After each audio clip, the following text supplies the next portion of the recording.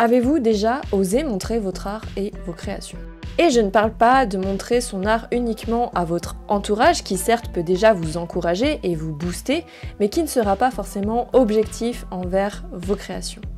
Je parle de montrer son art à un public averti, comme en exposition, ou à un public plus large, comme sur les réseaux sociaux, ou bien à des professionnels pour décrocher des contrats d'édition ou de freelancing, et donc pour trouver des clients si vous voulez en faire votre métier. Si je vous parle de cela aujourd'hui, c'est parce qu'en tant qu'artiste, j'ai moi-même été confrontée à cela et qu'il n'a pas toujours été facile d'oser montrer mes créations, notamment au début. De mon côté, c'est un processus qui a pris du temps et qui s'est fait en plusieurs étapes. Pour y parvenir, il m'a fallu faire face à mon côté sombre, mon manque de légitimité, mon syndrome de l'imposteur, surtout au début, l'autosabotage, la peur du regard des autres, du jugement, ma vulnérabilité, mon manque de confiance en moi et en mon travail, et surtout, il m'a fallu faire preuve de discernement et comprendre pourquoi je voulais montrer mon art. Bref, vous voyez sûrement de quoi je veux parler. Quand on est artiste ou créatif, que l'on soit débutant ou confirmé dans notre pratique, amateur ou professionnel, il peut être extrêmement difficile d'oser montrer son art et ses créations, pour la simple et bonne raison que l'on a avant tout peur d'être jugé, nous et notre travail. Et c'est bien dommage car cela peut en réalité avoir des avantages et c'est ce qu'on va voir ensemble dans cette vidéo. Je vous invite donc à vous installer confortablement avec une petite boisson ou bien à faire quelque chose en même temps comme créer une nouvelle chose. Pour ma part, je vais oser m'entraîner à dessiner tout en parlant de ce sujet avec vous parce que la vidéo risque d'être un petit peu longue.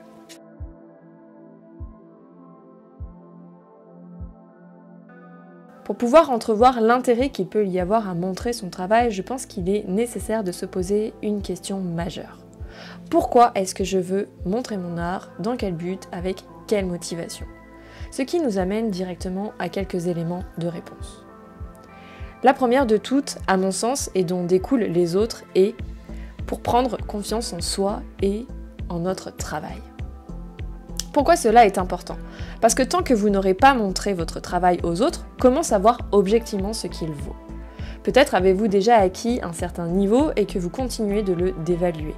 Nous sommes souvent nos pires critiques et nous nous auto-sabotons par peur d'être jugés de nuls, d'incompétents, de mauvais, alors qu'en réalité, nous savons déjà faire plein de choses que ne savent pas faire les autres gens. D'expérience, la plupart des gens sont bienveillants et quand bien même quelques aigris jugeraient votre art, car c'est un fait, cela peut toujours arriver, retenez une chose. Et c'est ce qui constitue mon deuxième point. Vous ne pouvez pas plaire à tout le monde et il serait dommage de se fermer des portes juste parce que vous n'osez pas montrer votre art. Il est sûr et certain que votre travail ou la manière dont vous travaillez vos créations ne vont pas plaire à tout le monde.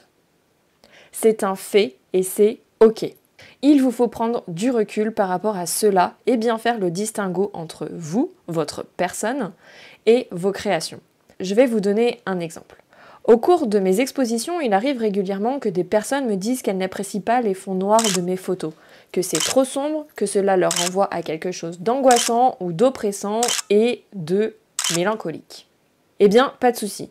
D'une, je me dis super, si elles ressentent la mélancolie, c'est que j'ai fait mon job, c'est l'une des choses que je souhaite faire transparaître à travers mon art.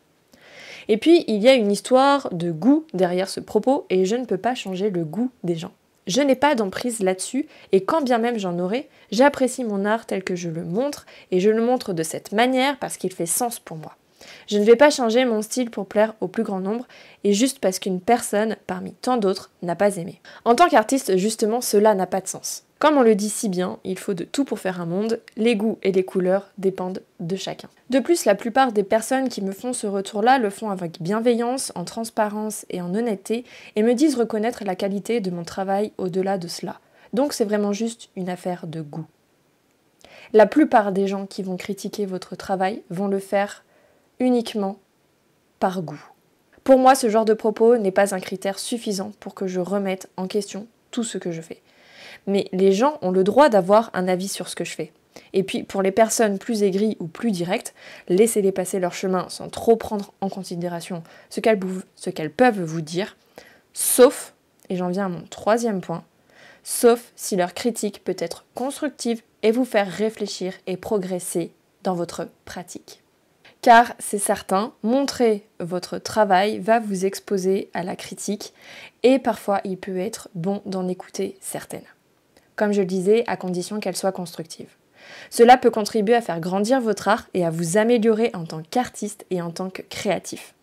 Si c'est quelque chose qui compte pour vous, il peut être pertinent de garder cela à l'esprit. Je me suis par exemple retrouvée confrontée à une critique sur l'une de mes photos récemment. Vous vous souvenez sûrement du photomontage avec mon manoir miniature que j'ai fait. Je vous remets la vidéo si jamais vous êtes passé à côté. En l'ayant exposé dernièrement en galerie d'art, une chose est revenue une ou deux fois et c'est un défaut que j'avais moi-même relevé auparavant. L'herbe est genre grave disproportionnée par rapport aux autres éléments de ma photo. Et c'est vrai, c'est un fait, je ne peux pas le nier. Du coup, je me dis que si quelques personnes l'ont relevé, c'est que c'est visible, que ça peut choquer et que donc pour les prochains photomontages, il faudra que je prête attention à ce genre de détails. Vous voyez, c'est une critique, on a jugé mon travail. Attention, on ne m'a pas jugé moi, on a jugé mon travail. Mais maintenant, qu'est-ce que j'en fais ? Je ne le prends pas personnellement. Cette personne ne m'a pas insulté et je le tourne à mon avantage. Oui, vous avez raison, cette herbe est bien trop disproportionnée, je prends note pour les prochaines fois et je vais m'améliorer. Du coup, de critique en critique, je m'améliore jusqu'à devenir douée dans mon domaine. Et c'est là que ça peut devenir vraiment intéressant, car au final, cela pourrait très bien m'ouvrir des portes et créer des opportunités. J'en viens à mon 4e point. En montrant votre art et vos créations et en vous confrontant aux autres, vous allez sûrement entrer en contact avec des gens qui pourraient vouloir plus de choses de vous. Vous achetez un tirage ou une toile ou quelque autre création que ce soit. Vous commandez une création sur mesure, par exemple si vous faites de la peinture, ce peut être un portrait de famille, ce pourrait être aussi des demandes de services, comme par exemple donner des cours particuliers, ou bien de créer une affiche pour un événement ou le logo d'une marque, etc. Dans mon cas, par exemple, en réalisant ma première grosse exposition, j'ai rencontré un artiste peintre peignant principalement des natures mortes à la manière des peintres classiques. En gros, nous étions dans le même domaine artistique, pas la même pratique, mais nous avions les mêmes sujets de prédilection, les natures mortes. Il exposait dans une galerie d'art, mon travail lui a beaucoup plu et il m'a spontanément mis en relation avec le galeriste dans laquelle il exposait, dont il était sûr qu'il apprécierait mon travail. Et ce fut le cas. Depuis, ça fait 3 ans que j'expose dans cette galerie mes photos de façon régulière, voire de façon plus permanente maintenant. Et de plus, j'ai eu l'occasion d'exposer aux côtés de ce peintre en question et c'était vraiment très chouette comme expérience. C'est une exposition qui a vraiment bien fonctionné. Ce sont aujourd'hui des personnes avec lesquelles je suis en contact direct de façon plus ou moins régulière et avec qui je peux échanger sur la sphère artistique. J'en viens à mon 5e point du coup. C'est que montrer votre art vous permet de connecter et de créer du lien avec des personnes qui vous ressemblent, avec les mêmes passions, les mêmes façons de penser, les mêmes problématiques. On se retrouve moins seul et moins isolé dans notre pratique et on peut se sentir compris, écouté et partager des retours d'expérience, voire même créer des projets ensemble. Pour ma part, je suis artiste photographe et mon travail porte sur le domaine de la cuisine et de la nature morte en utilisant les codes de la peinture classique. De fait, les personnes qui découvrent mon travail et qui viennent à moi sont des passionnés de photographie, des personnes qui aiment cuisiner ou des personnes qui ont une connaissance et qui apprécient l'art et l'histoire de l'art de manière générale, voire qui sont elles-mêmes artistes et créatives. Ce qui est super là-dedans, c'est que je n'ai pas besoin d'aller les chercher. En montrant mon art, elles viennent naturellement à moi. Et cela parce que j'ose montrer mon art. Enfin, c'est mon dernier point, il n'y a pas de meilleur moment pour montrer vos créations. Vous pouvez le faire dès maintenant, dès vos débuts, mais vous pouvez aussi attendre d'être un peu plus prêt pour le faire. Attention cependant à ne pas finir par trop le procrastiner, il faut savoir identifier ses peurs. Ce point-là est tout à fait subjectif et dépend uniquement de vous et de ce que vous voulez faire de votre art et de vos créations et de là où vous en êtes aujourd'hui. Si vous êtes débutant dans une pratique et que vous êtes pour le moment seulement en phase d'apprentissage, que vous faites des tests et que vous commencez tout juste à découvrir ce qui vous intéresse, il peut être impressionnant, voire oppressant de se forcer à montrer son art parce que c'est un peu la tendance, notamment sur les réseaux sociaux. Si ce n'est pas quelque chose d'important pour vous à ce moment-là et que vous souhaitez seulement vous concentrer sur votre apprentissage, il peut même être contre-productif et vous empêcher de progresser dans votre pratique parce que vous allez vous mettre la pression par peur de ce que les gens vont penser de vous et de vos créations. Vous allez vouloir faire du mieux possible et c'est le meilleur moyen de se décourager, de ne rien faire du tout et d'arrêter de pratiquer. Cependant, je pense tout de même qu'il peut être intéressant de montrer ses débuts en se détachant de toute attente particulière et de confronter sa pratique aux autres. Personnellement, j'ai beau être une personne extrêmement réservée, voire intimidée la plupart du temps face aux autres, j'ai malgré tout toujours montré ce que je faisais, notamment sur internet, même à mes débuts en photo. Quand j'étais adolescente, j'ai d'abord montré mes photos aux enseignants qui s'occupaient du club photo de mon lycée auquel je m'étais inscrite afin de progresser dans ce domaine. Ils m'ont encouragée et parce qu'ils ont vu que j'étais motivée et que j'avais des idées, ils m'ont aidé à créer un projet que j'avais en tête et m'ont permis d'en faire ma toute première exposition photo solo. J'avais 17 ans. Pour être honnête, à cette époque-là, seule, je ne l'aurais jamais fait. Je n'aurais absolument jamais osé le faire. Quand je revois ces photos aujourd'hui, avec mon regard d'adulte et avec les compétences que j'ai maintenant, évidemment, je vois toute la naïveté et les erreurs de ces images. Mais pourtant, je suis fière d'avoir fait cela et je me sens vraiment chanceuse d'avoir été au contact de ces personnes qui m'ont encouragée. Et du coup, je suis fière d'avoir osé montrer mes premières photos, alors que c'était pas évident. On est en position de vulnérabilité quand on commence à montrer son travail. De plus, durant presque tout mon apprentissage de la photo, je n'ai cessé de publier mes images sur différentes plateformes en ligne, des blogs. Pour ceux qui sont de ma génération, vous vous souviendrez très certainement de Skyblog. Eh bien voilà, j'avais plusieurs Skyblogs. Et ensuite, j'ai publié sur les réseaux sociaux, Facebook, Instagram, etc. Autre exemple, aujourd'hui, j'apprends à dessiner afin de développer mes compétences créatives et pour réaliser certains projets qui nécessitent d'utiliser cela, car je me retrouve limitée avec la photo. Eh bien les amis, je me sens hyper vulnérable et nulle dans cette discipline. Je repars à zéro et honnêtement, on va pas se mentir, c'est difficile d'être débutant. Clairement, je trouve que le dessin est bien plus compliqué à apprendre que la photo et je ne peux pas m'empêcher de comparer mes deux pratiques. Évidemment, en comparaison à mon niveau en photo, celui du dessin n'est clairement pas le même et je suis clairement loin du niveau que j'aimerais atteindre. Mais depuis que j'ai commencé sérieusement à apprendre à dessiner et à peindre, je partage pas mal de mes créations sur les réseaux sociaux de façon assez aléatoire pour le moment.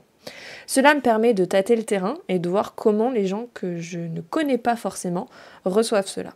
J'en propose même des reproductions à la vente sous forme d'articles de papeterie sur ma boutique en ligne et dans la galerie où j'expose. Et vous savez quoi ? À ma grande surprise, j'en vends.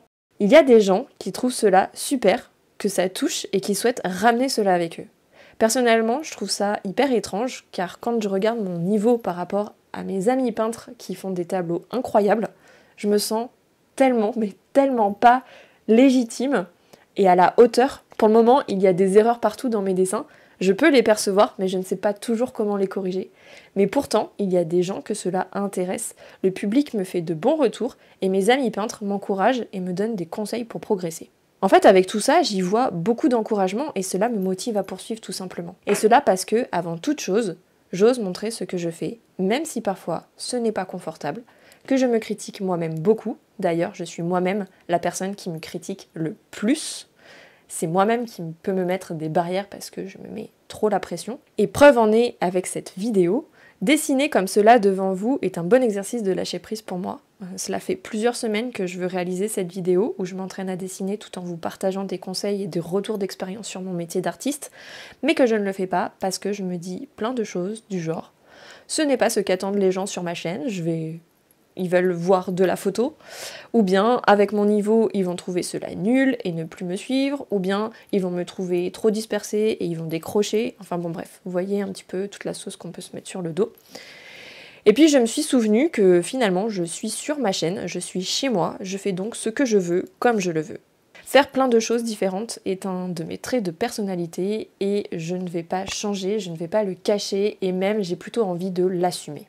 Je sais que le dessin final ne sera pas exceptionnel et qu'il y aura des erreurs, mais mon but est avant tout de m'entraîner et de garder une trace de cela pour voir plus tard mon évolution dans ma pratique.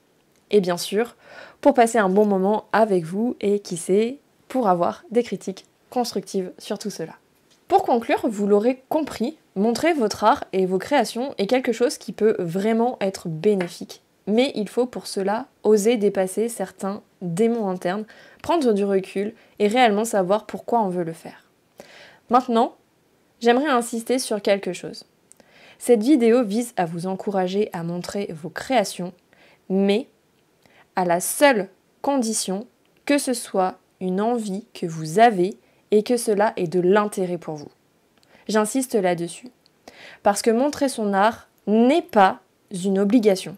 Clairement, montrer son art n'est pas une obligation. Si vous créez uniquement pour vous, parce que ça vous fait du bien, que vous n'avez pas d'attente particulière avec cela, hormis le fait d'y prendre du plaisir et d'y être dans votre jardin secret, c'est complètement ok et c'est tout à votre honneur. En fait, ce serait même une hérésie que vous vous forciez à montrer ce que vous faites alors que vous ne le voulez pas vraiment et que ce n'est pas ce que vous recherchez. Faites cela de la manière qui vous rend le plus heureux possible, c'est le plus important. Il vous faut simplement être honnête envers vous-même. En revanche, si vous souhaitez progresser, trouver des clients potentiels ou connecter avec des gens dans le même milieu que vous, il sera inévitable pour vous d'oser montrer vos créations, que ce soit à des personnes plus compétentes que vous, en partageant sur Internet et les réseaux sociaux, ou pourquoi pas en exposant vos créations. Ayez simplement conscience qu'en sachant davantage pourquoi vous voulez le faire, cela peut permettre de trouver un peu de courage et de faire abstraction des choses qui peuvent vous bloquer, comme toutes ces peurs ou